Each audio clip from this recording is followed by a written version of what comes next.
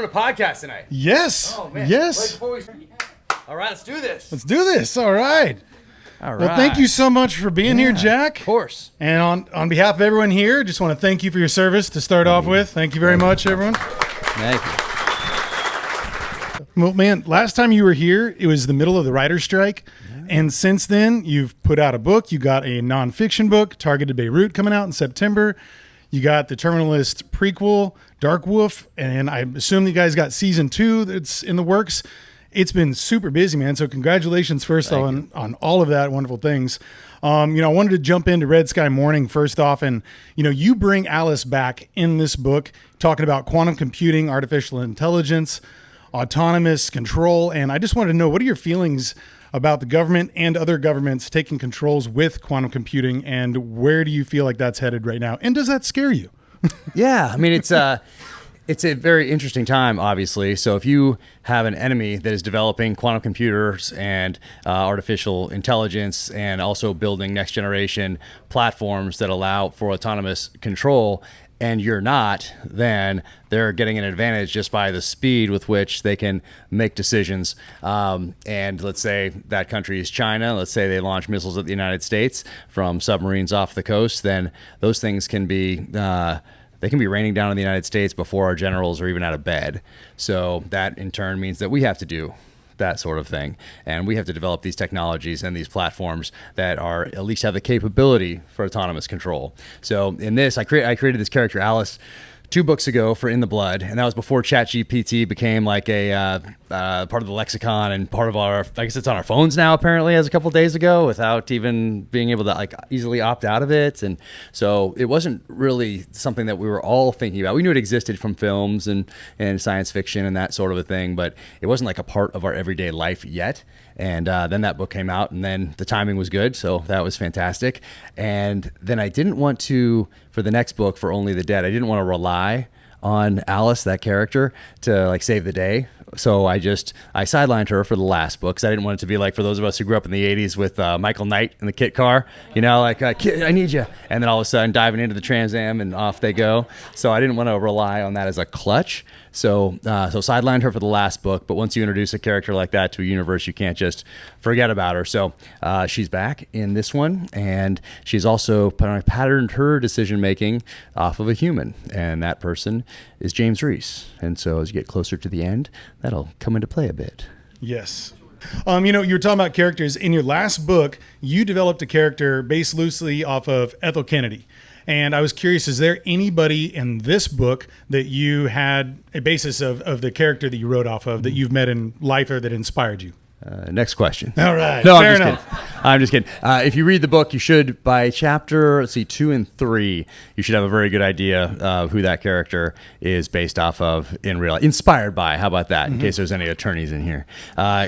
Inspired by probably is the way to put it. And I change things. I mean, all these characters are created just like anything else in life. We make decisions and do things based off our past experience and whatever foundation that we've built up to that point in life. So same things with characters. They're not like a cut and paste from anybody in real life, but there are certainly, oh my goodness, I get a lot of inspiration from a lot of politicians and senior military leaders. They give me a lot to work with. I guess that's the best way to put it. I can imagine. Yeah. Well, in previous books, you've traveled and you've got some inspiration for some of the places that you've taken James Reece. And I was just curious, did you go to China at all for this? Because I get the feeling there's the more places you visit and you write about, there's more places you probably won't be going to in the future. Yes, this is true. And I wanted really to get to China for this book, to Macau in particular.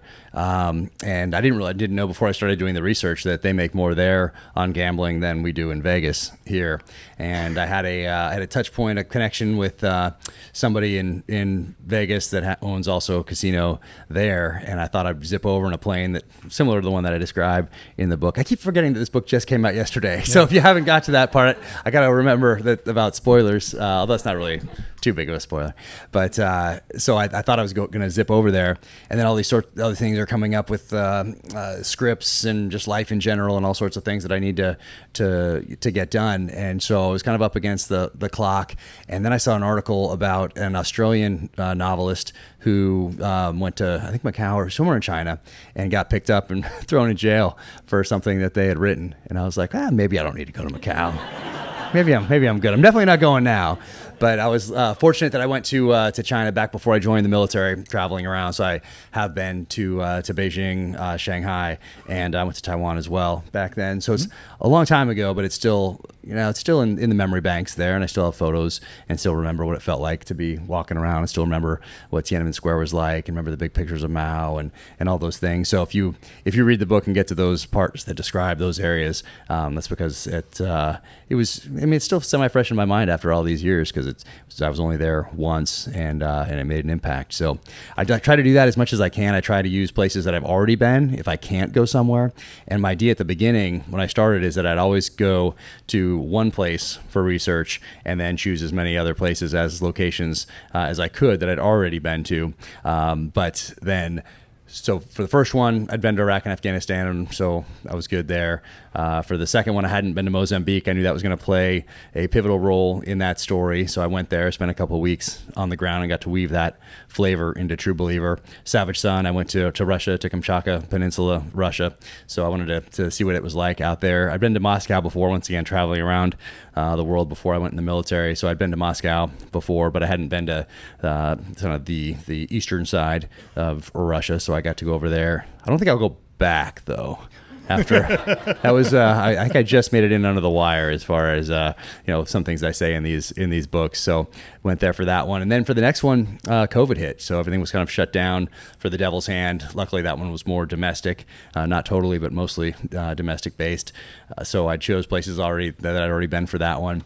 And then the next one, In the Blood, I wanted to get to Israel, and I didn't get to go because it was just really harsh. COVID was still going on, and unless you were an Israeli citizen, even if you were an Israeli citizen, it was hard to get in and out of Israel during COVID. They locked it down pretty hard. So I didn't get to go over there, but I sent that one to a family over there that had 3 generations read the book. So I had somebody in their 30s, somebody in their 60s, and somebody in their 90s read it, and they all said that they couldn't believe that I hadn't been over there. So that was all done just with research, just online and books and articles and that sort of thing. So so I just haven't gotten to really go anywhere to do research, and for this one, same thing. But it's probably good because I might still be in China.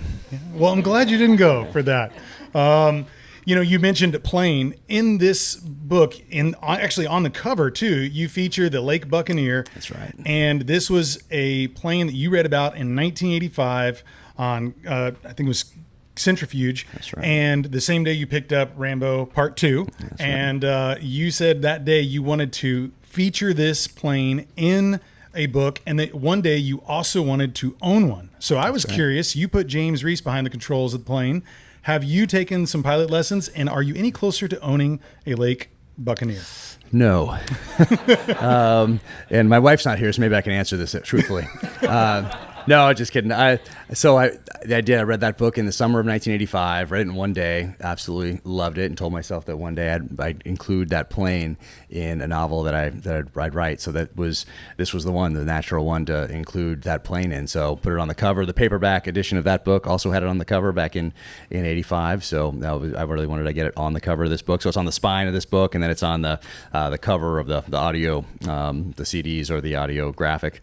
So I wanted to fly in one before the book came out, or before I wrote that section, but once again, trying to do research and travel didn't really work out. But I talked to somebody who has whose father loved this plane and has had multiple planes. I think they either bought the company or they have some affiliation with the company. They don't make the plane anymore. They make parts for it still.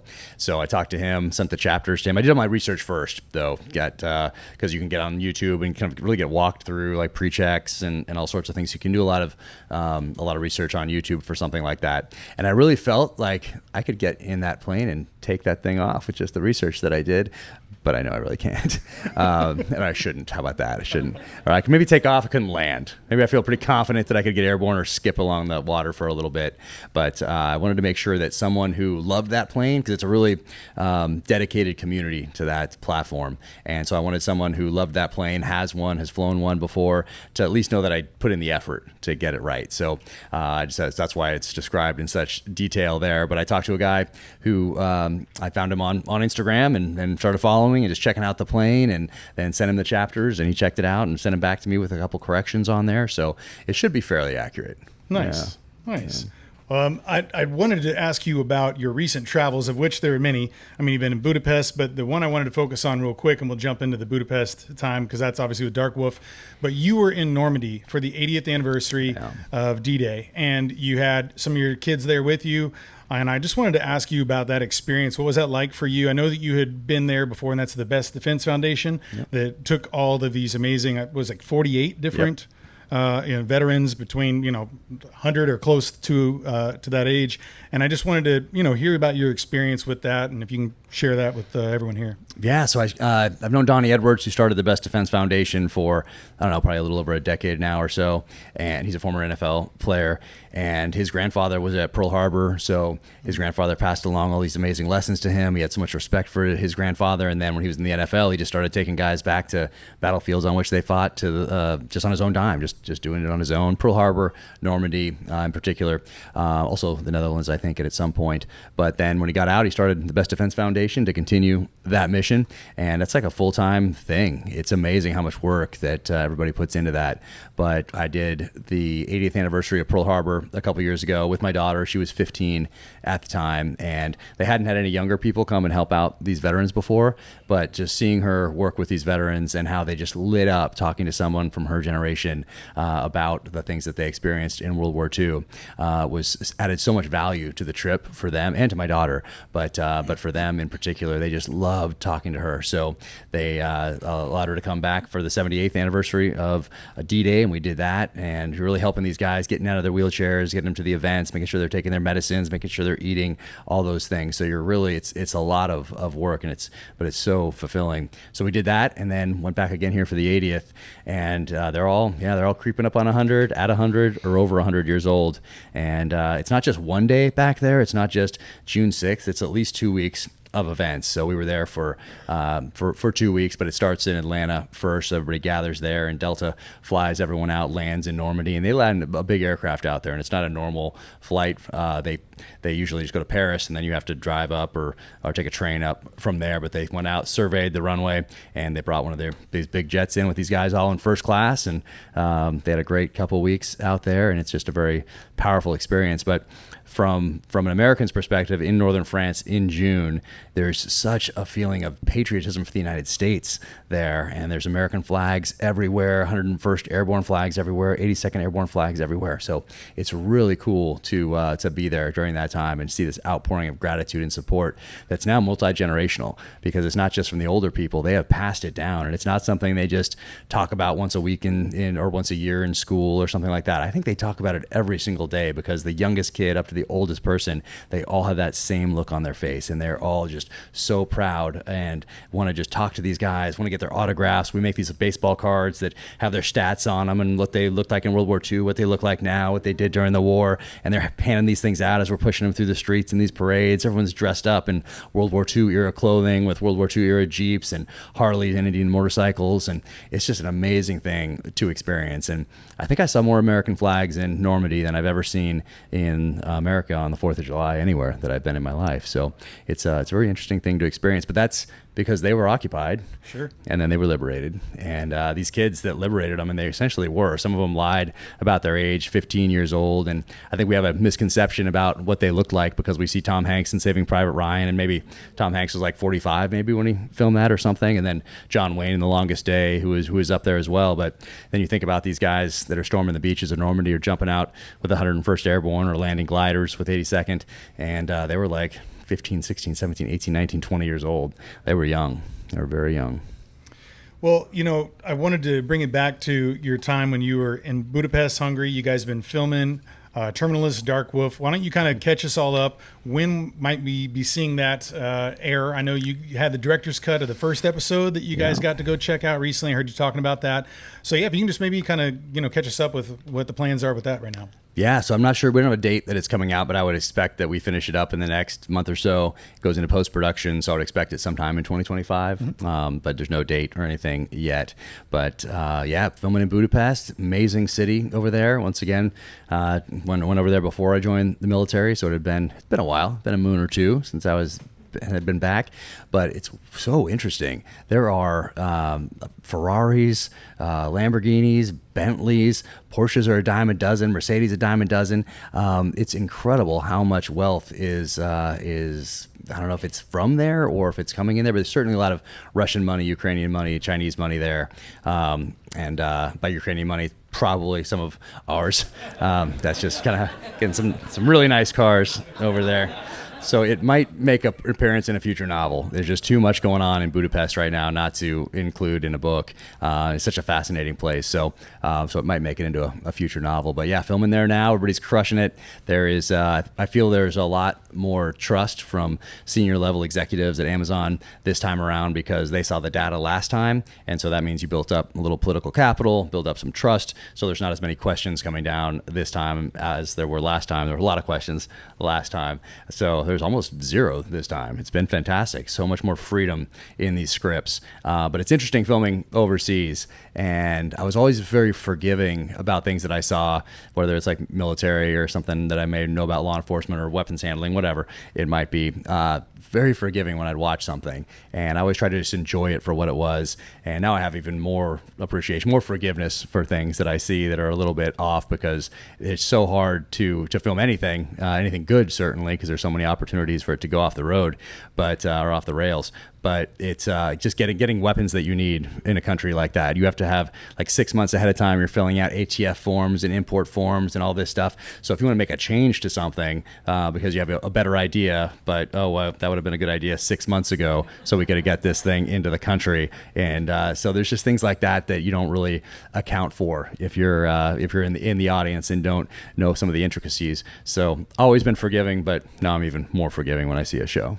Well, in that show, too, you kind of talked about the first time through filming Terminal List and kind of leading up to that, too. You were kind of new to that role in that film adaptation. And now you're a part of casting. You're a part of writing. What is kind of your role in your day-to-day when you're on set there?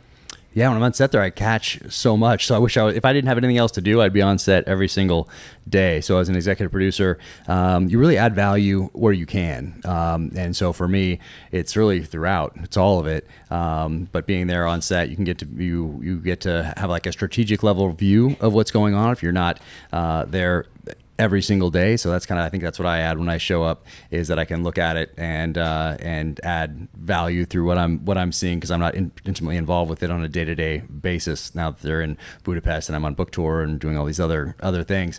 But yeah, you're just in there with the EP team. So it's me, David DiGilio, Max Adams, former Army Ranger, Jared Shaw, the guy who gave the book to Chris Pratt, and Taylor Kitsch. Like that's the kind of the group that is there every single day. And then Chris is in and out to film his scenes, so he gives his input when he's there and that sort of a thing. But and the director, Frederick Toye, who did Shogun. If anybody's seen Shogun, he did episode 3 or 4. Anyway, amazing guy. So we have a great crew.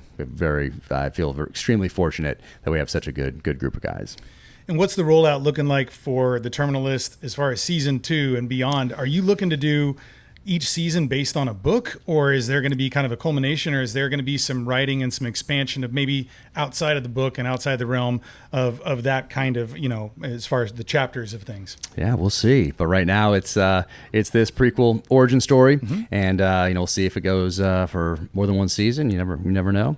But then we roll right into True Believer, so we roll right into writing that and then filming that probably sometime in early 2025. We'll see. But nice. Yeah, get to work on that one, and then who knows? We'll see where it goes from there. Probably all depends on what Chris wants to do. That's fair, yeah. He's a busy man. Well, you also have Targeted Beirut, which is going to be your first nonfiction. It's going to be coming out in a few months. You linked up with James Scott there, who's had a lot of historical books under his belt. I was just kind of curious, how did you guys come to meet and decide that you wanted to do this first book in a series of which, you said maybe every other year you want to put something out. Yeah. How did you guys kind of come together with that? Yeah, so I wanted to do just looking at the space in general. You look at what Tom Clancy did in the 80s. He has his books coming out. You never knew when was coming out. Maybe it was every year, maybe it was every year and a half, maybe even 2 years, maybe even 2.5 years. And then in the early 90s, he starts doing nonfiction. He starts doing some other things as well with video games and other co-written thrillers. But so I always, growing up, I was well aware of that and always considered that an option. So wanted to do a nonfiction series that looked at different terrorist events and really tried to keep those lessons alive from those events for future generations so that they don't have to learn the same lessons in blood. And 1983, Beirut barracks bombing, the Marines lost more people in a single day than they'd lost since Iwo Jima in World War II. And for me, it was a very seminal event because I'm a kid. I'm around 9-10 years old, and I know I want to join the military later in life. And I'm seeing these Time magazine cover come across my parents' or our dining room table. Newsweek. I'm seeing the news on television at 5 o'clock and 6 o'clock at night. Newspapers, and so you're seeing this devastation over there, and so you're aware that there was this terrorist attack, and it was really there were some things that led up to it. So there was an embassy bombing in April, and then you have the administration talking about the Marines over there being peacekeepers all the way up through October and past. But they were in combat. Those guys, now that I've done all this research, they were 100% in combat. So it's very interesting to see administration talking points coming out in the spring, summer, fall of 1983, and when those guys were in actual combat. So always something that I always wanted to do, and so I pitched it to Simon & Schuster, and they said, yes, let's do it. And then I thought, well, who do I want to work with this on? And there was only one person, James Scott. So I reached out to him and asked him, and he was fired up to do it. So that's how it went. He has 5 books out, 4 on World War II, and 1 not on World War II. But amazing guy, and he knows how to do all that, like annotate everything legally. For those that have not having experience in the nonfiction space, you really have to know what you're doing when you're annotating different quotes and sources and all that stuff. Because if you mess something up in one of these books that I write here, you can just say, oh, it's fiction. It's okay. But there's none of that for the nonfiction space. You really have to have that right, have that down, and he's so good at it and such a great guy. So that comes out September 24th. Nice. Yeah. You also in this recent book, you talked about a typewriter and you actually own one of Hemingway's typewriters. I was curious, how did you come to get that? Yeah, it's a bit of classified because the person asked me never to say who they were. Fair but it was gifted to me in early 2020. So right before COVID, there was a guy, A.E. Hochter. I think I'm pronouncing his name semi-right. But he also co-founded Newman's Own with Paul Newman. So he was this guy, kind of a mover and a shaker, a manager-ish type person in that crowd back in the day. And so he got Hemingway a typewriter to write A Movable Feast on. And he passed away, I think, in late 2021. And then all his memorabilia, all the things he collected over the years went up for auction, including this typewriter. And a reader saw it and wanted to get it for me. So it's now it's in our house, and I got it, and I typed one Hemingway sentence on there and then let it just sit. Of course, the kids have walked by and gone like, it's like, oh God. But that's just how it goes. Nice. I think Hemingway would approve. Of course. Well, I wanted to open it up to the audience to have some question answering before we get to the photography. I have a microphone set up over here. I have it turned off right now, so if anybody wants to come step up to it, just flip that towards you, the switch on top, and don't be bashful. Come on. Oh, wow. You're going to walk all the way up there? That's intimidating. Yeah. Jeez. If it's too hard to walk up there, you can shout it out, and we'll interpret I can repeat it. Yeah. All right. Somebody's up. Somebody's at the mic. So you came pretty hot out the gate once you retired from the Navy with your first book. My question is, how did you, well, I'm assuming you were writing while you were still in. Well, last year and a half, when I didn't really have any responsibilities other than getting out of said bureaucracy. Okay. Yeah. How did you divide up Navy time, family time, writing time, to be able to do what you did, right after you retired, to where it's just boom, boom, boom, everything hit? Well, it was actually easier when I was still in the military because there was nothing else other than family. There wasn't, in that last year, for those who have been in the military and tried to get out of it, it takes a little time to go and do all your medical, do all your dental, get read out of all these different secret programs, turn in gear, and then they have these like, I don't know, transition assistance program or something like that, and so which was totally useless. And so but you have to like you can't just like go to these things. You also have to stand in line first to make your appointment. Maybe not now. Maybe there's an app now or something. Probably not. But it's you stand in line. So you have a lot of time on your hands, and you go in a different pile. So once I drop my papers, at least my experience was, drop your papers, you kind of go in this different pile, and you have to do all these things to get out. And I think the command's actually like responsible to make sure that you do all that stuff. So they just kind of want to make sure you do it. So that was time. So I just took advantage of it and started writing. So I started writing December of 2014 was when I wrote the first words to the Terminal List. And also when I chose Chris Pratt and Antoine Fuqua, even though I didn't know them and had no connections to Hollywood or publishing. But I didn't really worry about any of that other stuff. There was nothing really to worry about. There was no one to try to reach out to or think about reaching out to in publishing or anything like that because I didn't know anyone. So it was all really about the book. And then I wasn't taking guys down range anymore, so that wasn't weighing heavily on me. I didn't feel like I needed to spend every waking second studying the enemy, studying insurgencies, counterinsurgencies, terrorism, be training all the time, even on my own time. So I just felt like I could start doing something different. And so that was writing and family, because there was nothing else back then. And then, I got it to Simon & Schuster, and luckily they loved it, and off we went to the races. So it's, I don't know how else. Yeah, I got very fortunate. Yeah, absolutely.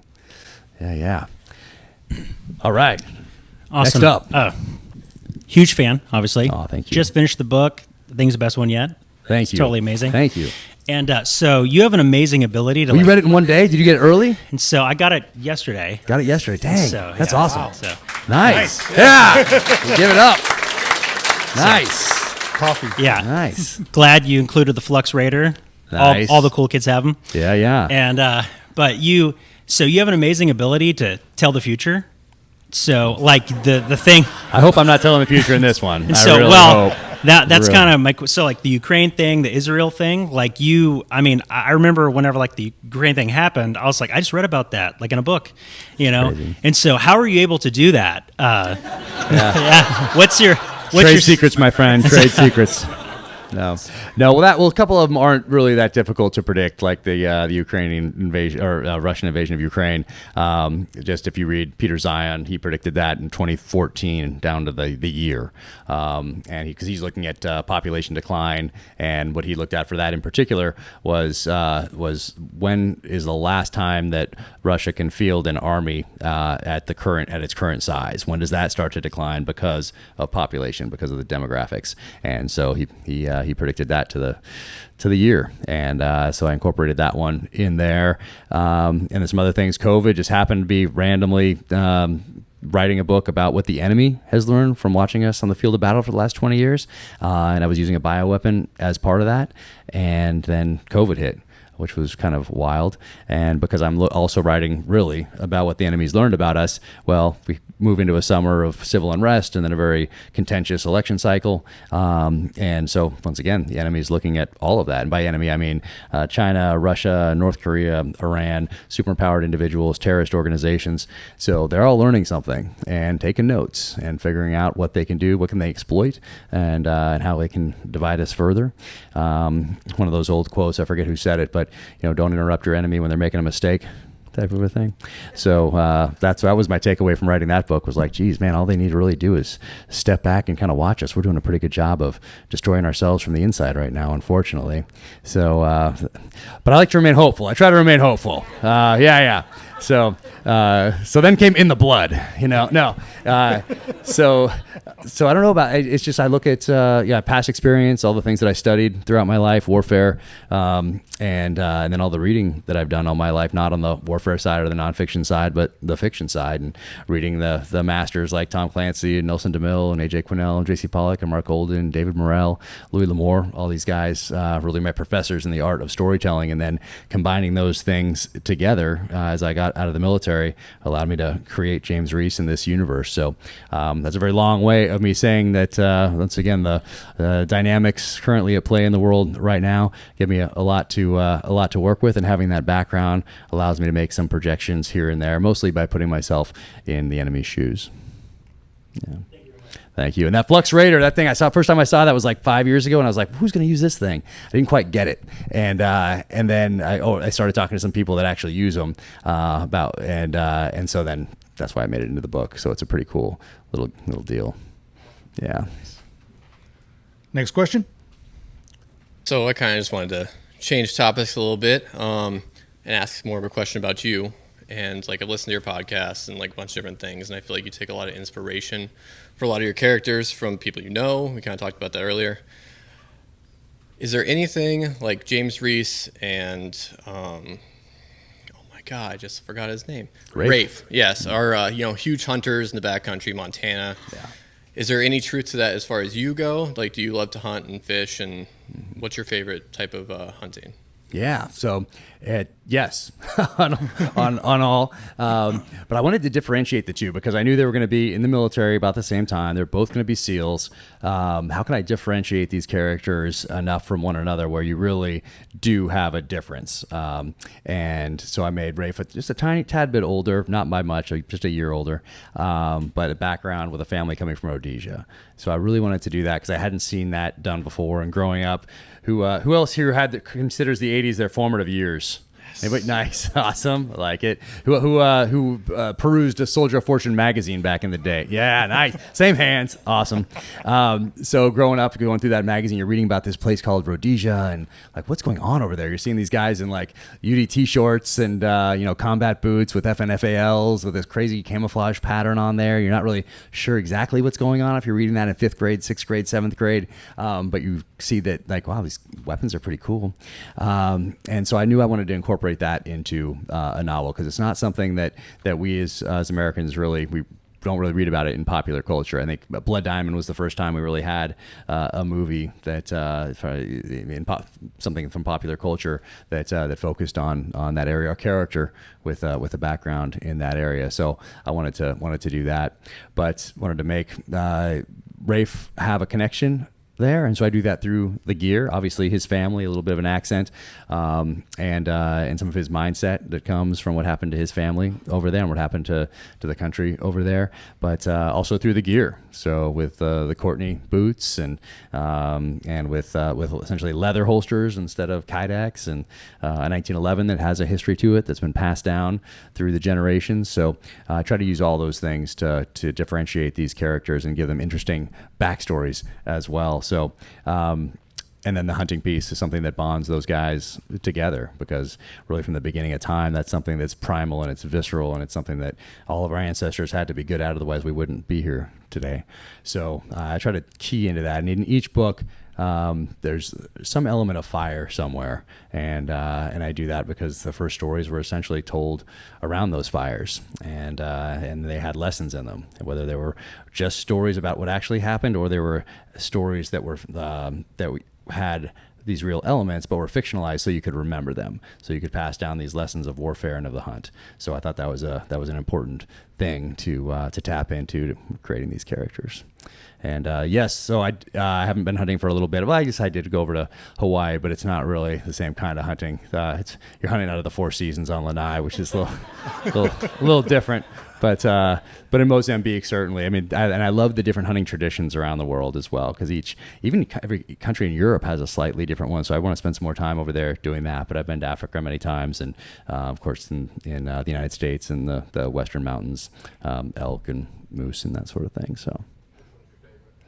Elk hunting's, but this is my favorite, but I feel like maybe I should temper my answers. But I hadn't really done any predator hunting up until I did the research for Savage Sun in Kamchatka Peninsula.